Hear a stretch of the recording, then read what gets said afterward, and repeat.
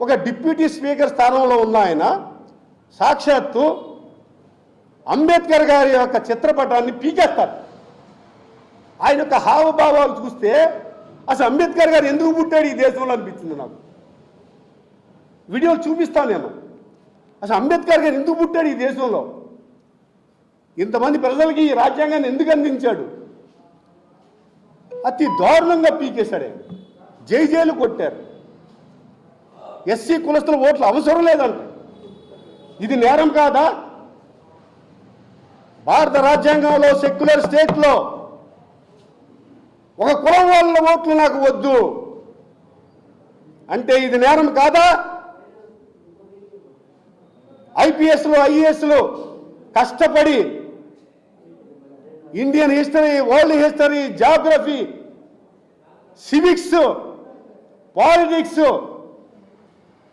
ఆంథ్రపోలజీ, history అన్నీ చదువుకొని మేధస్సును సంపాదించి లక్షల మందిలో కాంపిటీషన్ తట్టుకొని వచ్చిన సివిల్ సర్వెంట్స్ మీరు ఏం చేస్తున్నారు? ఇంత విచ్చలవిడితనం ఆంధ్రప్రదేశ్లో జరుగుతూ ఉంటే, ఇంత దౌర్జన్యం జరుగుతూ ఉంటే ఎందుకు గలం ఇప్పటం లేదు? ఒక ఆయన ఏమంటారు, గొడ్డలి గొడ్డలి అని ప్రజల్ని భయభ్రాంతులకు గురి చేస్తారు. ఇంకో ఆయన ఏమంటారు, red book part 1, part 2, part 3 అని చెప్పి విధ్వంసం సృష్టిస్తాడు.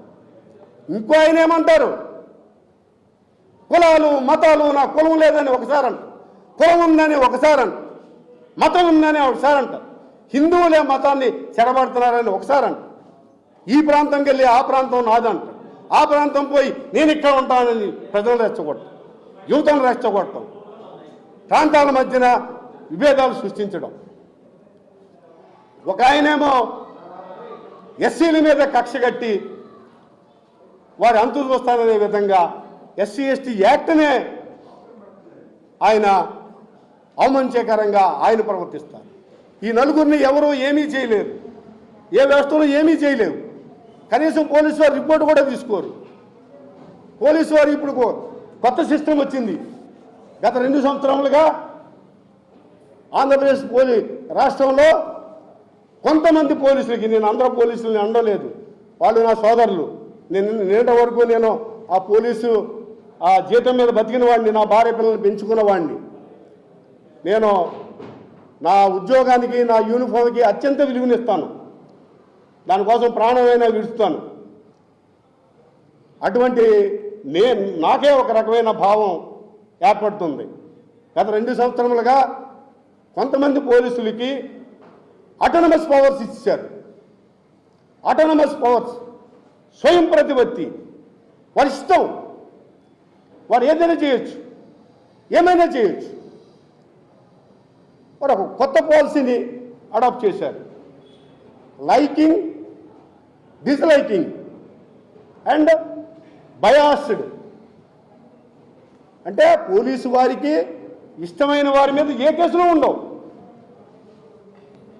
ఏ రిపోర్ట్లు పెట్టినా, ఎంత పెద్ద నేరమైనా, మర్డర్ అవ్వచ్చు, మానభంగం అవ్వచ్చు, ఆఖరికి చిన్నపిల్లల్ని పోక్సో యాక్ట్ కేసులను కూడా రాజీలు చేస్తారు, సెటిల్మెంట్లు చేస్తారు, భూదందాలు చేస్తారు, అనేక హోటల్స్ని అద్దెలకి తీసుకుంటారు, ఆ హోటల్లో సెటిల్మెంట్లు పెడతారు. హైకోర్టు వారు మందలించినా సరే దానికి సమాధానం చెప్పరు.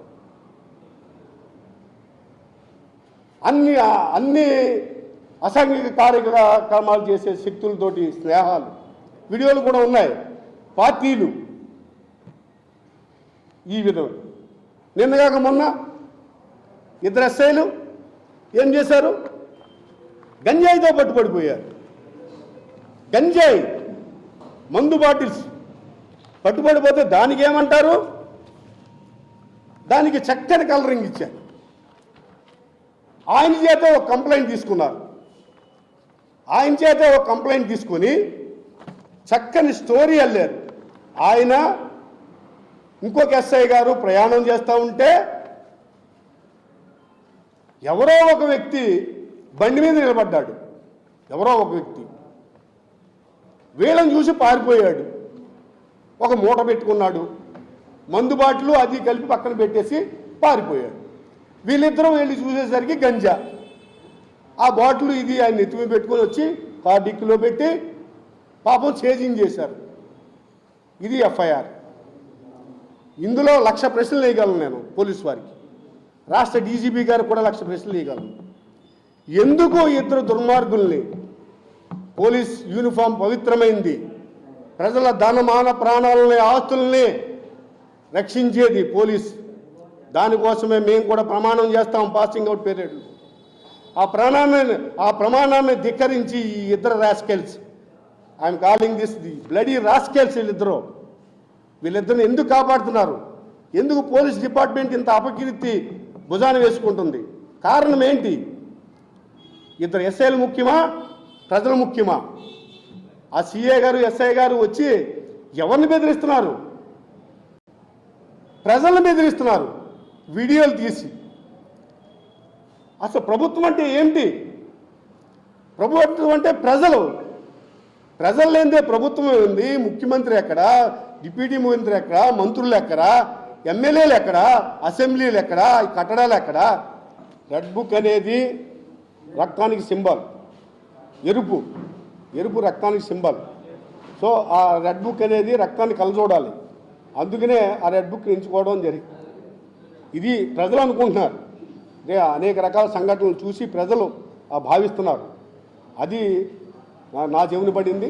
నేను కూడా నిజమేనేమో అని చెప్పేసి ఈ విధంగా, ఎందుకంటే డెలిబరేట్గా చెప్తున్నాడు ఆ వ్యక్తి. Red book 1, 2, part 1, part 2, part 3 అని చెప్తా ఉంటే ఏ పోలీస్ ఆఫీసరు వారి మీద కేసు పెట్టకపోతే ఏముంది? మేధావులు ఐపీఎస్లు ఐఏఎస్లు ఎందుకు మౌనం వహిస్తున్నారో తెలియడం లేదు. మరి వారు అర్థం చేసుకోవాలి. నేను ఆవేదనతో చెప్తున్నాను. నేను ఎవరికి వ్యతిరేకం కాదు, ఎవరికి ఏ విధమైన ఇది కాదు. ఒక 35 years సిన్సియర్గా పోలీసు విధులు నిర్వహించిన వ్యక్తిగా బాధ కలిగి చెప్తున్నాను. రెడ్ బుక్ ఆ విధంగా సాధిస్తుంది. ఇంకా ఇంకో విషయానికి వస్తే, హిందూ మతం పతనమైపోయింది ఆంధ్రప్రదేశ్లో. హిందూ మతం క్షీణించిపోయింది. అనేక రకాలుగా హిందూ మతాన్ని భ్రష్టు పట్టించారు. చూశారు మీరు, సంవత్సర కాలంగా హిందూ మతాన్ని, శ్రీవారి ఆలయాన్ని, లడ్డూ ప్రసాదాన్ని, విశిష్టతని, శ్రీరామచంద్రమూర్తి ఆలయాన్ని, మల్లన్న స్వామి ఆలయాన్ని ఏ విధంగా భ్రష్టు పట్టించారు, ఏ విధంగా అన్పాపులర్ చేశారు, ఏ విధంగా హిందువుల మనోభావాలను దెబ్బతీశారు, ఏ విధంగా హిందువుల ఆచార వ్యవహారాలని కాల రాశారు, చూశారు. పిటి ఏంటంటే, ఒక్క హిందూ ధార్మిక సంస్థ కానీ, ఒక్క పీఠాధిపతులు కానీ, ఒక్క మఠాధిపతులు కానీ, ఒక్క ప్రవచనకర్తలు వారికి ఉన్న, మరి నేను చెప్పాలనుకుంటున్నాను, నేను వారికి ఉన్న సౌకర్యాలు మరి ఎవరికైనా ఉన్నాయో లేవో తెలియదు. ప్రవచనకర్తలు చక్కగా ప్రవచనకర్తలు చెప్తూ ఉంటారు. మరి ఇంత అన్యాయాలు జరుగుతూ ఉంటాయి, దేవుళ్ళకే అపచారాలు జరుగుతుంటాయి. దేవుళ్ళంటే భయము, భక్తి, గౌరవం, మర్యాద, విశ్వాసాల మీద నమ్మకం లేకుండా చివరికి దేవుళ్ళకు సంబంధించిన కొండలను తొలిచేస్తూ ఉంటే, ప్రైవేటు వ్యక్తులు కొల్లగొడతా ఉంటే